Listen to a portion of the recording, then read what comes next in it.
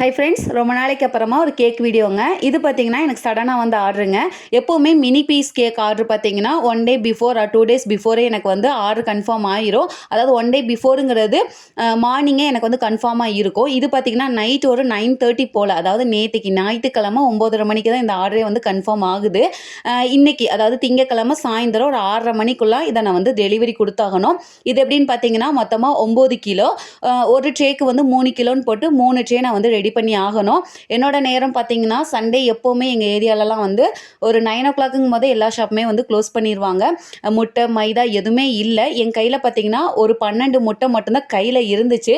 So அதை வச்சு தான் ஃபஸ்ட்டு ஒரே ஒரு பேட்ச் மட்டும்தான் கேக்கை ரெடி பண்ணியே வச்சேங்க. நம்ம எப்போவுமே கேக் ஆர்டர் எப்படி வருதோ அதை பொறுத்து தான் முட்டை எல்லாமே ஃப்ரெஷ்ஷாக வாங்கி தான் பண்ணுறது. அப்படி பண்ணும்போது மட்டும்தான் கேக்கோட ஃப்ரெஷ்னஸ் வந்து ரொம்பவே சூப்பராகவே இருக்கும். ஸோ அடுத்த நாள் காலையில், அதாவது திங்கக்கிழமை காலையில் 9 மணிக்கு தான் கடையுமே ஓப்பனும் பண்ணாங்க.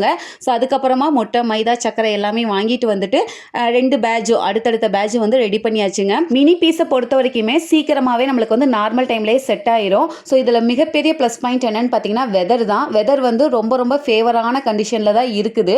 ஸோ இந்த கிளைமேட்டில் பார்த்தீங்கன்னா க்ரீம் வந்து அவ்வளோ சீக்கிரத்துலலாம் வந்து மெல்ட் ஆகி போகாது. ஒரு 2 hours பக்கம் நம்ம வந்து ஃப்ரிட்ஜில் கேக்கை செட் பண்ணி வச்சாவே போதும், ரொம்பவே சூப்பராக செட் ஆகி கிடைச்சிரும். ஸோ அல்ஹம்துலில்லாஹ் அவங்க சொன்ன டைமுக்கு நானுமே கேக்கை வந்து ரெடி பண்ணிட்டேங்க. தென்றல் மஹாலில் தான் டெலிவரியுமே இருந்துச்சு. ஸோ இந்த வீடியோ பிடிச்சிருந்தா லைக் பண்ணி நம்ம சேனலை மறக்காமல் சப்ஸ்கிரைப் பண்ணி